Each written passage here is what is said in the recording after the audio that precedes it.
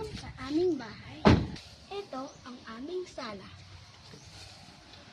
Ito ang aming mga upuan. At dyan ang TV namin.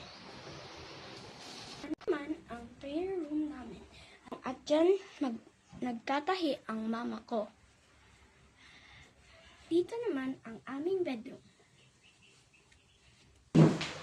Ito naman ang dining area namin.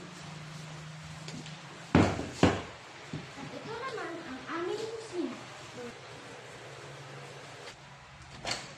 Ito naman ang aming CR.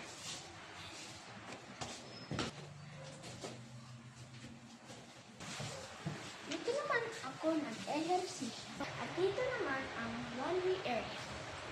At ito naman ang aming sinampay. Bye-bye! Salamat sa panunood!